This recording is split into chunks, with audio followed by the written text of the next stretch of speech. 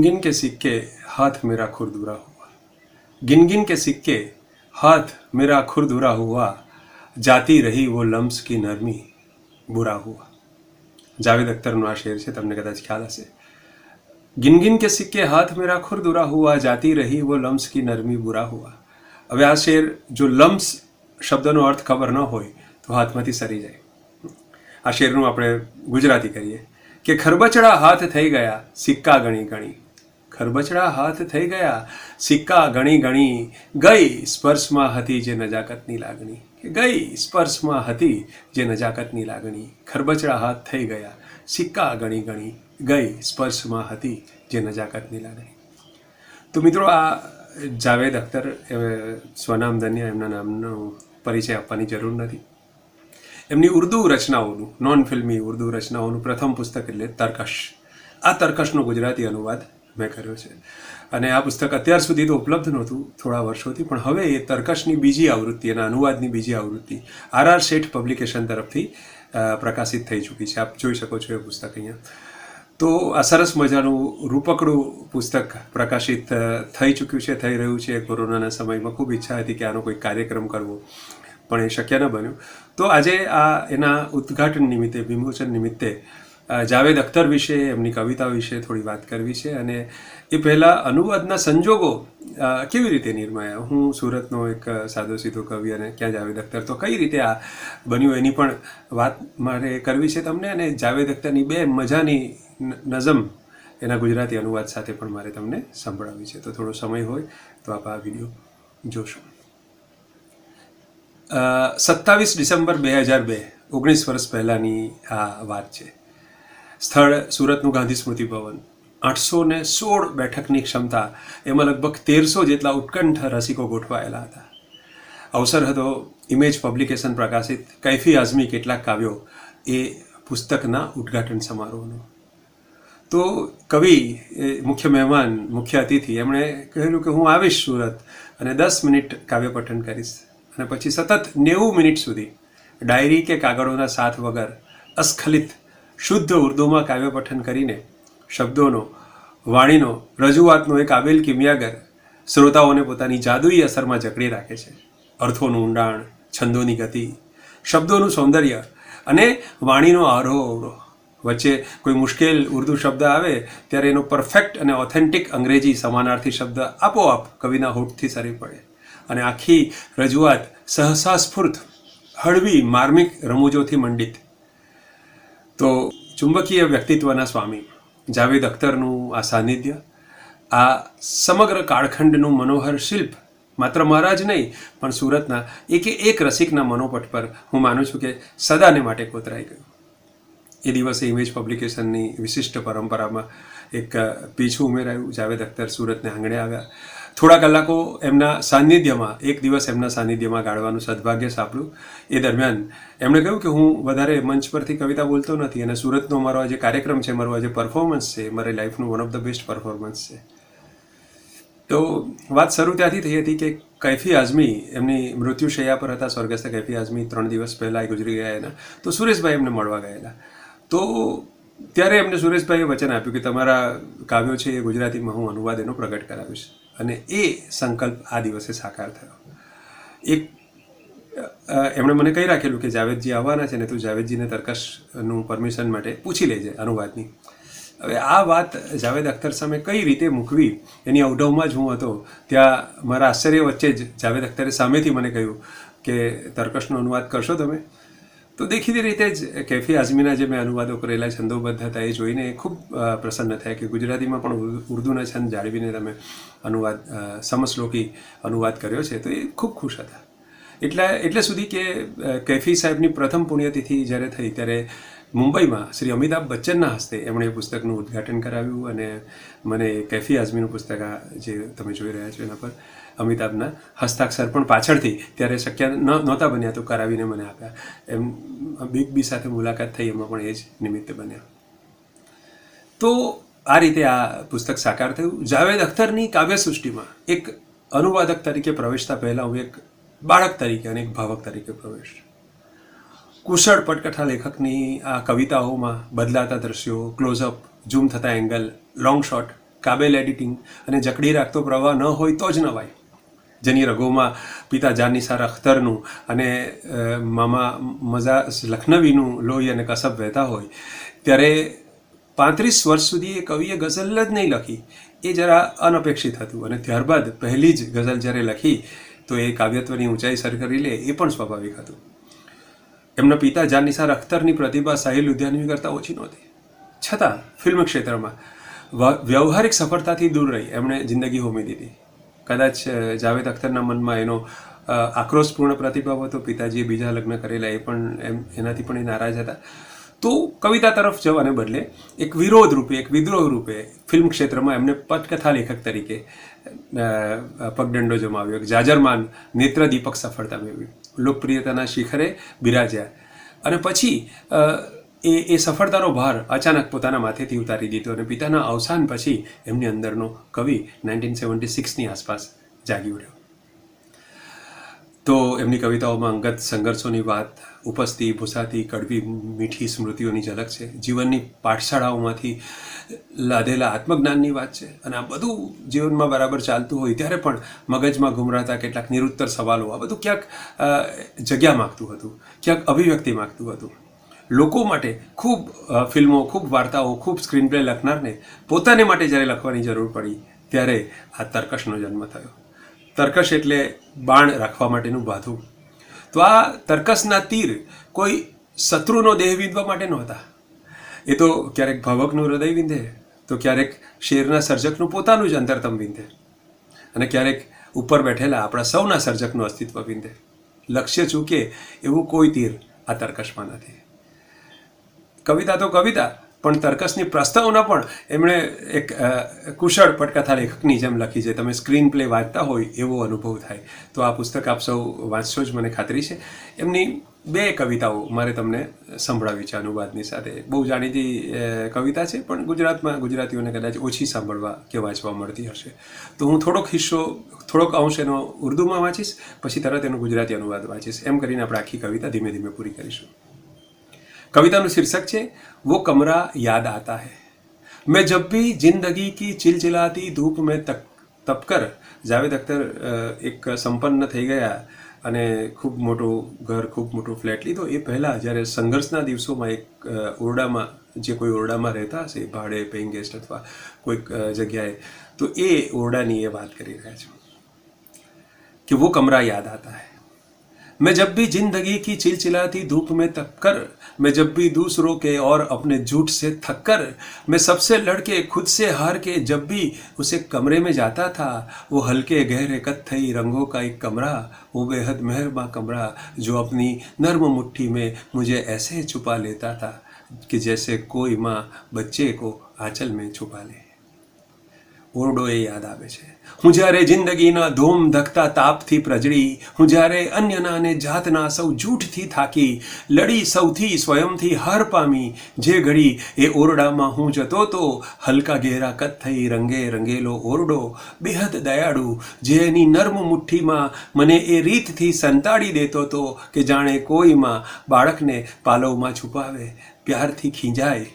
ये क्या आदत है जलती दोपहर में मारे मारे घूमते हो तुम वो कमरा याद आता है दबीज और खासा भारी कुछ जरा मुश्किल से खुलने वाला वो शीशम का दरवाज़ा कि जैसे कोई अक्कड़ बाप अपने खुरदुरे सीने में शफकत के समंदर को छुपाए हो. કેવી ટેવ છે આ, માખી જાય છે કે ધોમ ધકતી આ બપોરે જ્યાંતા રખડવાનું, કે કેવી ટેવ છે આ ધોમ ધકતી બપોરે આ રીતે જ્યાંતા રખડવાનું. સ્મરું એ ઓરડાને હું બહુ નક્કર ને ભારે કમ, જરા તકલીફથી ખુલતો સિસમનો એ દરવાજો કે જાણે કોઈ અક્કડ બાપ સંતાડી રહે વજ્જર સમી છાતીની અંદર સ્નેહનો સાગર. એ कुर्सी कैसे वो कुर्सी और उसके साथ वो जुड़वा बहन उसकी वो दोनों दोस्त थी मेरी. वो एक गुस्ताख मुफ्फट आईना जो दिल का अच्छा था, वो बेहंगम सी अलमारी जो कोने में खड़ी एक बूढ़ी अन्ना की तरह आईने को तनबीह करती थी, वो एक गुलदान नन्हा सा बहुत शैतान. એ ખુરશી ને સાથે એની જોડીદાર બહેની પણ, એ બંને મિત્ર મારી, બોલકો ને સાવ ઉદ્ધત એ અરીસો, જે હતો દિલનો ભલો જોકે. એ અલમારી હતી બેઢંગ, ખૂણામાં ઊભી હો, જાણે ગરડી કામવાળી, જે અરીસાને ટપારે, ने वड़ी फूलदान नानकड़ू बहु शैतान. उन दोनों पे हंसता था दरीचा, या जहानत से भरी एक मुस्कुराहट, और दरीचे पर झुकी वो बेल कोई सब्ज सरगोसी, किताबें ताक में और सल्फ पर संजीदा उस्तानी बनी बैठी. मगर सब मुंतजिर इस बात की मैं उनसे कुछ पूछूं. सिरहाने नींद का साथी, थकन का चारागर, वो नर्म दिल तकिया. ઘરનું બધું જ વર્ણન કરે છે કે બંને પર હસ્તી, એ બંને ઉપર હસ્તી, એ બારી કે સમજદારી ભર્યું એક સ્મિત, ને બારી પર ઝૂકેલી વેલ જાણે લીલીછમ ઘુસફુસ, અને સૌ ચોપડી અભરાઈ પર ખાનામહી ગંભીર શિક્ષિકા બની બેઠી. છતાં સૌ રાહ જોતા કે હું તેઓને કશું પૂછું, અને માથા નીચે નિદ્રાનો સાથી, થાકનો કાબેલ ઉપચારક, નરમ દિલનો એ તકિયો. आगर कहे छे, मैं जिसकी गोद में सर रख के छत को देखता था, मैं जिसकी गोद में सर रख के छत को देखता था, छत की कड़ियों में न जाने कितने अफसानों की कड़ियाँ थी. वो छोटे मेज पर और सामने दीवार पर आवे जहाँ तस्वीरें मुझे अपनाई यत से और यकीन से देखती थी, मुस्कुराती थी. उन्हें शक भी नहीं था एक दिन मैं उनको ऐसे छोड़ जाऊँगा, मैं एक दिन यूँ भी जाऊँगा कि फिर वापस ना आऊँगा. તકિયાની વાત કરી કે જેના ખોળામાં મૂકી માથું હું છતને જોઈ લેતો, છતની કડીઓમાં ન જાણે કેટલી ગાથા છુપાઈ થી. એ નાના મેજ પર તેમજ નજર સામે આ દિવાલે ટીંગાડેલી એ તસવીરો મને અંગતપણે વિશ્વાસથી જોતી ને હસતી સૌ. કદી પણ એમને શંકા પડી નહોતી કે એક દાડો છોડી એમને એવી રીતે ચાલ્યો જવાનો, કે હું છોડી એમને એવી રીતે ચાલ્યો જવાનો, કે જવાનો એક દી કંઈ એ રીતે હું કે કદી પાછો નહોતો આવવાનો હું. मैं अब जिस घर में रहता हूँ बहुत ही खूबसूरत है, मगर अक्सर यहाँ खामोश बैठा याद करता हूँ वो कमरा बात करता था. હવે જે ઘરમાં હું રહું છું બહુ સુંદર છે એ ઘર, હવે જે ઘરમાં હું રહું છું બહુ સુંદર છે ઘર એ, પણ ઘણી વેળા અહીં ચૂપચાપ બેઠો હું સ્મરું છું, પણ ઘણી વેળા અહીં ચૂપચાપ બેઠો હું સ્મરું છું. ઓરડો એ વાત કરતો હતો.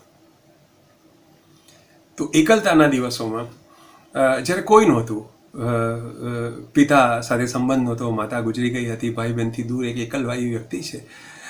આખા દિવસના સંઘર્ષ પછી એક ઓરડામાં આવે છે, તો ઓરડાની અંદર જે કંઈ વસ્તુઓ છે, બારી છે, ફૂલદાન છે, ખુરશી છે, દરવાજો ધીમેથી ખુલનારો દરવાજો છે, આ બધાને બાપ સાથે, મા સાથે, શિક્ષિકા સાથે, ભાઈ બહેન સાથે સરખાવીને એ સૌને સ્વજનની જેમ કવિ આલેખે છે. અને પછી કહે છે કે હવે પ્રગતિના પંથે આગળ ગતિ કરીને હું જે ઓરડામાં આવ્યો છું એ સગવડવાળો છે, સુંદર છે, પણ આ મૂંગો ઓરડો છે. એ ઓરડાની તમામ વસ્તુઓ મારી સાથે વાત કરતી હતી. તો ખૂબ વિશ્લેષણની કોઈ જરૂર નથી એવી સુંદર જાવેદ અખ્તરની આ નઝમ આપણે સાંભળી. બીજી એક નઝમ ફસાદ કે બાદ, ફસાદ એટલે હુલ્લડ, હુલ્લડ પછી. તો આ જ રીતે હું થોડો પાર્ટ ઉર્દુમાં અને પછી એનો અનુવાદ એ રીતે હું તમને સંભળાવીશ. આજે ઉર્દુની જે નઝમ હોય છે આપણને એમ કે આ છંદસ હશે, પણ આ બધી છંદમાં હોય છે. મેં તમને આગળ સંભળાવીએ લગા ગાગા એટલે કે હજજના આવર્તનમાં હતી, અને આ જે છે ગા લગા એ મુતદારિકના આવર્તનમાં છે. गहरा सन्नाटा है, कुछ मकानों से खामोश उठता हुआ गाढ़ा काला धुआं मैल दिल में लिए हर तरफ दूर तक फैलता जाता है, गहरा सन्नाटा है. कवि કહે છે, હુલ્લડ પછીનું વર્ણન કરે છે કે ગહેરા સન્નાટા है, कुछ मकानों से खामोश उठता हुआ गाढ़ा काला धुआं मैल दिल में लिए हर तरफ दूर तक फैलता जाता है, गहरा सन्नाटा है. लाश की तरह बेजान है रास्ता, लाश की तरह बेजान है रास्ता, एक टूटा हुआ ठेला लारी, एक टूटा हुआ ठेला उल्टा पड़ा अपने पहिए हवा में उठाए हुए, आसमानों को हैरत से तकता है कि जो भी हुआ, जैसे कि जो भी हुआ उसका अब तक यकीन इसको आया नहीं, गहरा सन्नाटा है. ગુજરાતીમાં સાંભળીએ કે ઘેરો સન્નાટો છે ને મકાનોથી ચૂપચાપ નીકળી રહ્યો ઘેરો કાળો ધુમાડો ભીતરે મેલ લઈ ચોતરફ દૂર લગ વ્યાપતો જાય છે. ઘેરો સન્નાટો છે કે ઘેરો સન્નાટો છે ને મકાનોથી ચૂપચાપ નીકળી રહ્યો ઘેરો કાળો ધુમાડો ભીતરે મેલે લઈ ચોતરફ દૂર લગ વ્યાપતો જાય છે. ઘેરો સન્નાટો છે ને લાશની જેમ નિર્જીવ છે માર્ગ આ, લાશની જેમ નિર્જીવ છે માર્ગ આ, એક તૂટેલી લહરી જે ઊંધી પડી, એના પૈંડા હવા મધ્યે અદ્ધર કરી, નભને તાકે અચંબા ભરી આંખથી, જાણે જે કંઈ થયું એ હજુ એના માન્યામાં આવ્યું નથી. ઘેરો સન્નાટો છે. એક ઉજળી દુકાન છે જેને લૂંટેલી છે, ઉજળેલી છે. એનું વર્ણન કવિ કરે છે કે એક ઉજળી દુકાન ચીખ के बाद मुंह जो खुला का खुला रह गया, अपने टूटे किवाड़ों से वो दूर तक फैले, चूड़ी के टुकड़ों को हसरत जदा नजरों से देखती है कि कल तक यही चीज़ें इस पोपले मुंह में 100 रंग के दांत थे. गहरा सन्नाटा है. એક દુકાન જે લૂંટાઈ ગઈ છે એનું શટર ઉંચકાઈ ગયું છે અને એના કારણે એનું બોખામો જેવો લુક છે તેનું કેવું સરસ કવિ વર્ણન કરે છે. ગુજરાતીમાં સાંભળો કે ઉજળેલી દુકાન ચીસ પાડ્યા પછી જાણે મોં સાવ ખુલ્લું ને ખુલ્લું રહી ના ગયું હો. ઉજળેલી દુકાન ચીસ પાડ્યા પછી જાણે મોં સાવ ખુલ્લું ને ખુલ્લું રહી ના ગયું હો. તૂટેલા કમાળોની વચ્ચેથી એ દૂર વેરાયેલા બંગડીના એ ટુકડાને ગમગીન આરત ભરી આંખથી તાકતી, ગમગીન આરત ભરી આંખથી તાકતી કે હજુ કાલલગ કાચના આ જ ટુકડા, કે હજુ કાલલગ કાચના આ જ ટુકડા. આ બોખા વદનમાં હતા રંગબેરંગી દાંતોની પંક્તિ સમા, કે હતા રંગબેરંગી દાંતોની પંક્તિ સમા. गहरे सन्नाटे ने उर्दू में आगे चालिए कि गहरे सन्नाटे ने अपने मंजर से यूं बात की, सुन ले उजड़ी दुका ऐ सुलगते मखा टूटे थैले, तुम ही बस नहीं हो अकेलो, यहाँ और भी है जो गारत हुए, हम इनका भी मातम करेंगे. कवि કહે છે गहरे सन्नाटे ने अपने मंजर से यूं बात की, सुन ले उजड़ी दुका ऐ सुलगते मखा ए टूटे थैले, तुम ही बस नहीं हो अकेले, यहाँ और भी है जो गारत हुए, हम इनका भी मातम करेंगे. मगर पहले उनको तो रो ले कि जो लूटने आए थे और खुद लूट गए.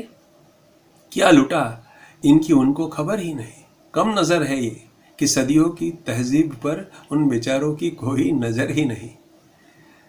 ગુજરાતીમાં સાંભળીએ કે ઘેરા સન્નાટાએ વાત આવી કરી, એના આ દ્રશ્યને સાંભળી લેજે. હે ઉજળેલી દુકાન ને સળગતા મકાન ને હે તૂટેલી લારી, તમે કંઈ નથી એકલા, છે અહીં કેટલાય બીજા જે થયા પાયમાલ, એમનો પણ અમે શોક પાડીશું. પણ જરા એમને પણ રડી લઈએ, જેઓ અહીં લૂંટવા માટે આવ્યા હતા, કે જેઓ અહીં લૂંટવા માટે આવ્યા હતા ને સ્વયં જે અહીંથી લૂંટાઈ ગયા. શું લૂંટાયું છે એની વળી એમને હોય ક્યાંથી ખબર, કે શું લૂંટાયું છે એની વળી એમને હોય ક્યાંથી ખબર. ઓછું ભાડે છે તેઓ કે સદીઓની સંસ્કૃતિ પર એ બિચારાઓની ક્યાં પડી છે નજર. તો જાવેદ અખ્તર કહે છે કે આપણી જે સમન્વયકારી, આપણી જે સહિષ્ણુ સંસ્કૃતિ છે એ સંસ્કૃતિ લૂંટાઈ ગઈ છે લૂંટવા આવનારાઓના કારણે. એ આ મજાની વાત આ કવિતામાં જેમણે કરી છે. તો જાવેદ અખ્તર આપણા બધાના પ્રિય કવિ છે. કોઈ પ્રશંસાના, કોઈ તારીફના, કોઈ પરિચયના મોહતાજ નથી. એમની કવિતાઓ તર્કશ, તો એનો તર્કશ નામનો કાવ્ય સંગ્રહ અથથી ઇતિ સુધી, એટલે કે પહેલાંથી છેલ્લા પાના સુધી એની તમામ કવિતાઓને ગુજરાતીમાં છંદોબદ્ધ રીતે અવતારવાની મેં કોશિશ કરી છે અને એ કોશિશ આ પુસ્તક રૂપે આપ સુધી પહોંચાડી છે. તો RR શેઠ પબ્લિકેશનનો સંપર્ક કરીને એની વિગત આ સાથે મેં આપી છે. તો એ વિગત અનુસાર આપ આ પુસ્તકને મંગાવી શકો છો અને આ કવિતાઓ વાંચી અથવા સાંભળી શકો છો. ખૂબ ખૂબ આભાર. Thank you.